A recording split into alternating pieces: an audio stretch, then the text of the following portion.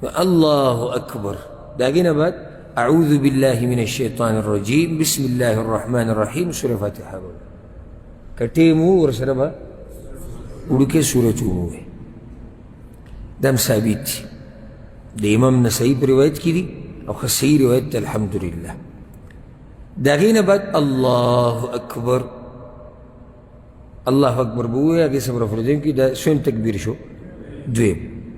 بیا به داغینا بعد درود ابراهیمی ہوئے.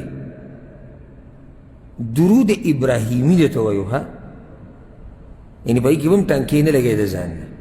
درود ابراهیمی سے دی اللهم صل على محمد وعلى آل محمد كما صليت على إبراهيم وعلى آل إبراهيم إنك حميد مجيد اللهم بارك على محمد وعلى آل محمد كما باركت على إبراهيم وعلى آل إبراهيم إنك حميد مجيد. ديك دا الفاظ ندي ثابت. وسلمت ورحمت وترحمت دا بك بيد زان نزياتيك ولدي. درود إبراهيمي دا تجي دي فرض منزب آخرني قاعدة كي كيني كان أو يا نفلي منزب آخرني قاعدة كي كيني أكم درود شيء دك درود بوي. داغينا بعد الله أكبر دا دريم تكبير شو وز دعاء واحد دعاء كانوا مسألة روانا تفصيلا. هر الدعاء چه ثابت دا قد تويلي شي ثابت دعاء كانوا كي بتبديلين راولي او كدي ثابتنا على ويو دعاء كي نوم بكي سحرج نشتي ولي زي جي پیغمبر صلى الله عليه وسلم حديث كي ویلي چه اخلصوا له في الدعاء دري مړي د پاره دعاء ډیر په اخلاص سره غواړي لکه اوس سړی عربي باندې پويږي او لګیا دي چې یو دعاء پکې وي چې یا الله ته وبخي او رحم وکړي او آخرت ته سفر ورته آسان کړي او دا قبر ورته رڼا کړي او هغه دعا یعنی داسې چې د پیغمبر صلی الله علیه وسلم دا الفاظ نه دي ثابت نو اوس حرج پکې نشته. ولې پکې حرج نشته؟ دغه پیغمبر صلی الله علیه وسلم دعا وغواړه په اخلاص سره. بیا د پیغمبر صلی الله علیه وسلم نه ډېرې دعاګانې را نقل دي. بیا د صحابه کرامو نه ښه ډېرې را نقل دي او دغه شان د سلف صالحین. نو که چېرته دا خبره تحدید کړی شوی وي چې صرف یوه دعا ده یا دوه دي نو بیا به د دې نه زیاتې نه ثابتېدې. خیال همدې دې مسلې ده که او دا مسله انشاءالله تفصیلا د دعاګانو را روانه او دغې کې موږ د لوی خیر نه محروم وي. صرف یوه دعا راته یاده ده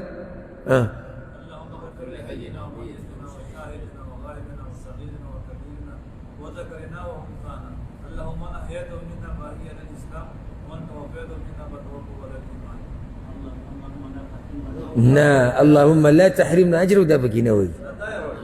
دا بکې نه وایي. دعا ته قضیې پورې وکړم چې د احسان سي وي دا هم نیمګړي. اللهم لا تحرمنا اجره ولا تفتنا بعده دا خو سره بکې نه وایي. زه په دې دعا اعتراض نه دعا خو صحیح ثابته ده خو همدقه یو راته یاده ده یو راته یاده په دې چې بس مولوي صاحب راته ټول عمر همدقه ویلي. الته مسله دی مذهب مذهب مذهب مذهب مذهب مذهب دا خبرې ټولې راتنګې شوي دي. که چېرته مسله دا وایي چې وروره د پیغمبر تابعداري پکار ده نو ښایسته ښایسته دعاګانې تاسو به واورئ په روانو درسونو کې مزیدارې مزیدارې دعاګانې د پیغمبر صلی الله علیه وسلم نه نقل دي د صحابه کرامو. او په دې باب کې موږ چې کوم کتاب لیکلی دی رحیق الازهار فی الادعیة والاذکار الحمدلله په هغې کې ما د جنازې په دعاګانو کې ډېرې دعاګانې بیان کړي دي سره د ترجمې. نو که چېرته دغه کتاب هم را پیدا کړو او دغه دعاګانې هم یادې کړې لوی خیر به درته الله نصیب کړي سره د ترجمې. لاندې د هرې دعا سره ترجمان او الحمدلله د هرې دعا سند یا مرجع مصدر حکم دا ټول پکې هلته موجود دی. نو د دې نه بعد دریم تکبیر نه بعد به څه وکړي دعا به وغواړي.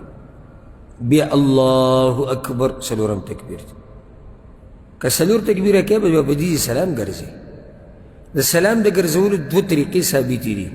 د یوې په باره کې انتهایي مضبوط روایت راغلي دي او یو په یو روایت کې راغلی بعض علما صحیح کوي او بعض ورته کمزوري وي خو که څوک په عملو کې څه حرج پکې نشتي.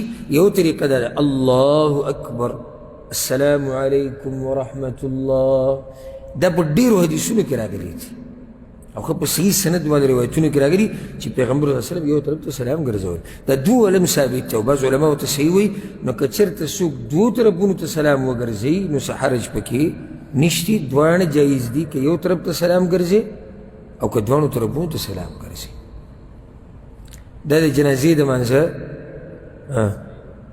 جنازې د منځه طریقه وه